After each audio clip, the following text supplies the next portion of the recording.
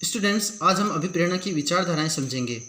विभिन्न प्रबंध विचारकों, मनोवैज्ञानिकों, समाजशास्त्रियों ने अभिप्रेरण से संबंधित विभिन्न विचारधाराएं प्रतिपादित की है। देखिए, बहुत सारे प्रबंध विचारक, मनोवैज्ञानिक और समाजशास्त्रियों ने यह समझाने का प्रयास किया है कि संस्था में कार्यरत कर्मचारियों को किस प्रकार से अभिप्रेरित किया जा सकता है। इसके लिए उन्होंने अपनी विचारधाराएं प्रस्तुत की हैं। अभिप्रेरणा की कुछ प्रमुख विचारधाराएं निम्नलिखित हैं। उनमें सबसे पहले है मास्लो की आवश्यकता क्रम पर आधारित विचारधाराएं, हर्ट्जबर्ग की द्विघटक विचारधारा, मैकग्रेगर की एक्स एवं वाई विचारधारा और चौथी है विलियम ओची की जेड विचारधारा। सबसे पहले हम मास्लो की आवश्यकता क्रम पर आधारित विचारधारा को समझेंगे। अभिप्रेरण की इस विचारधारा का प्रतिपादन मनोवैज्ञानिक अब्राहम एच मास्लो द्वारा सन 1943 में किया गया था। देखिए, यहाँ पर आपको यह याद रखना है कि आवश्यकता क्रम पर आधारित विचारधारा का प्रतिपादन अब्राहम एच मास्लो द्वारा 1943 में किया गया था। यह विचारधारा इस मान्यता पर आधारित है कि मनुष्य की आवश्यकताएं अनंत हैं एवं वह उन आवश्यकताओं की संतुष्टि हेतु प्रयत्न करने को तत्पर रहता है। देखिए, मास्लो के अनुसार प्रत्येक मनुष्य की जो आवश्यकताएं हैं वो अनंत है, अर्थात कभी खत्म नहीं होती। एक आवश्यकता पूरी होती है तो दूसरी उत्पन्न हो जाती है और वह अपनी असंतुष्ट आवश्यकताओं को संतुष्ट करने के लिए सदैव प्रयत्न करता रहता है।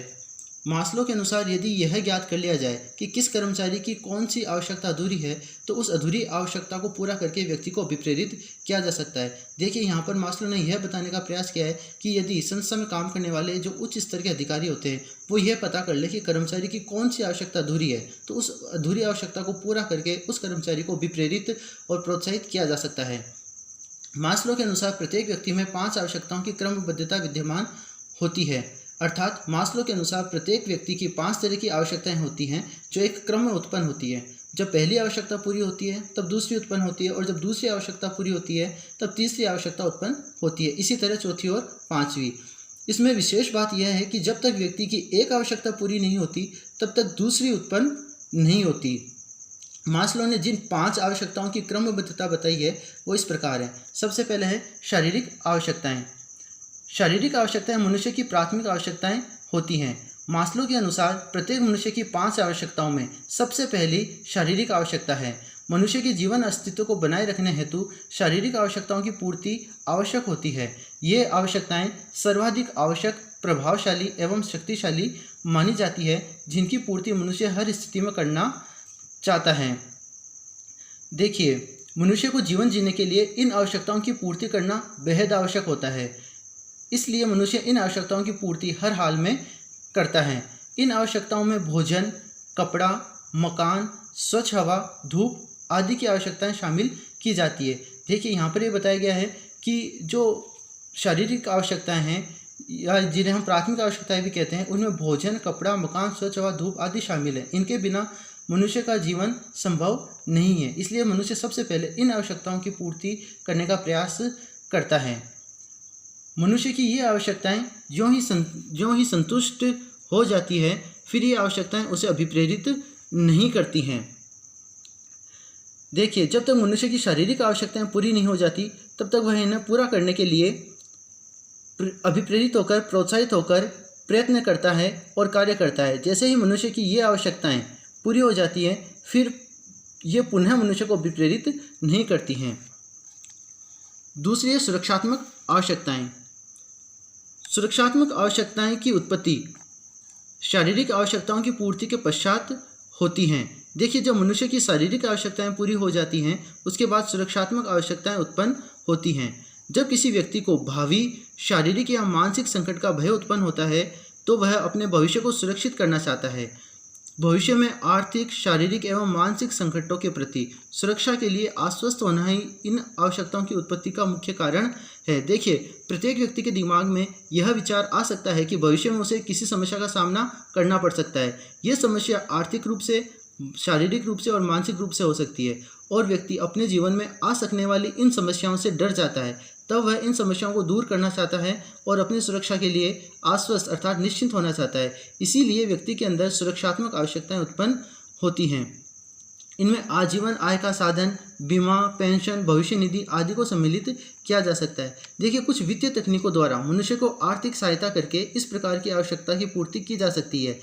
जैसे आजीवन आय का साधन अर्थात जीवन पर्यंत उसकी आय निश्चित करके, बीमा सुविधा प्रदान करके, सेवानिवृत्ति के बाद पेंशन सुविधा प्रदान करके, व्यक्ति की सुरक्षात्मक आवश्यकताओं को पूरा किया जा सकता है। तीसरे क्रम पर आती है स्नेह या अपनत्व की आवश्यकताएं। मानव एक सामाजिक प्राणी है।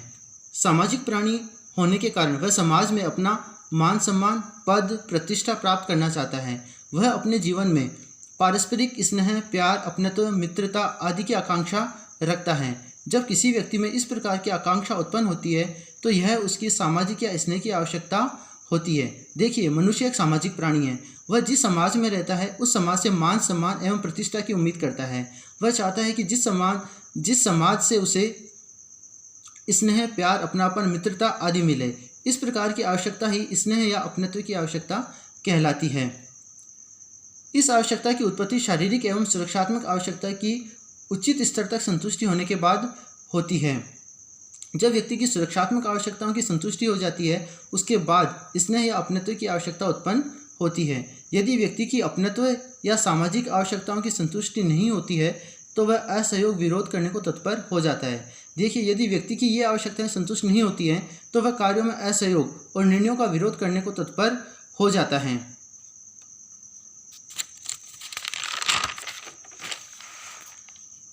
आवश्यकता क्रम में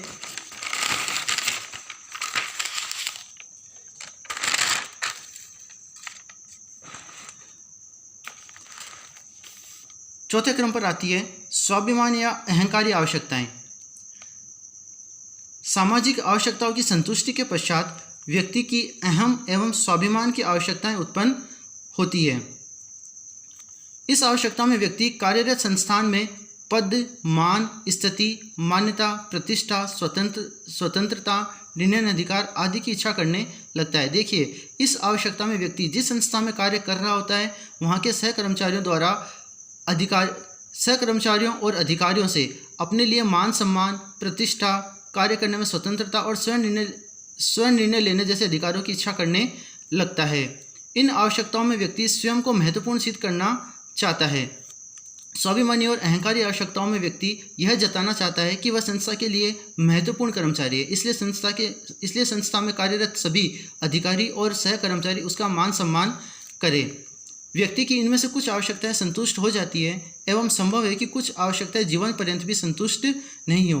देखिए, मान सम्मान, मान्यता, प्रतिष्ठा, स्वतंत्रता, निर्णय अधिकार इत्यादि में से कुछ इच्छाएं तो किसी कर्मचारी की पूरी हो सकती है और हो सकता है कि कुछ इच्छाएं उसके जीवन पर्यंत भी पूरी ना हो। इस आवश्यकता की पूर्ति विशेष योग्यता एवं क्षमता रखने वाले व्यक्ति ही कर पाते हैं। सामान्य व्यक्तियों की यह आवश्यकता सामान्यतः असंतुष्टि रहती है। देखिए, इस आवश्यकता की पूर्ति उन्हीं व्यक्तियों की होती है जिनमें कुछ विशेष योग्यता और क्षमता होती है। एक सामान्य व्यक्ति की यह आवश्यकता सामान्यतः असंतुष्टि रहती है। जो कर्मचारी अपने कार्य में निपुण है, व्यवहार कुशल है, उन्हीं की यह आवश्यकताएं पूरी हो पाती है। अगर इनका अभाव होता है तो ये आवश्यकताएं असंतुष्टि रहती हैं। पांचवें क्रम पर है आत्मविकास की आवश्यकताएं।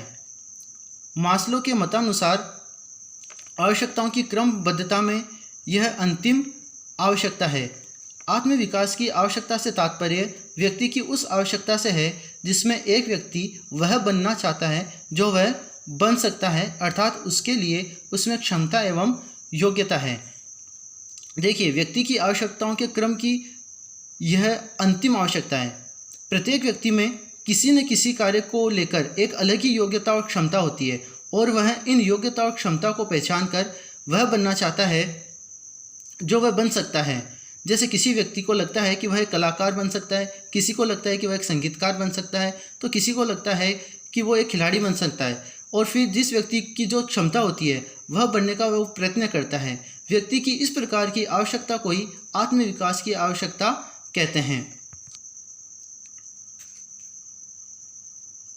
मानव में आत्मविकास की आवश्यकता उसके भीतर की सृजनशीलता, क्षमता एवं योग्यताओं के कारण पैदा होती है। देखिए, व्यक्ति में आत्मविकास की आवश्यकता उसके अंदर की क्षमता और योग्यता के कारण उत्पन्न होती है।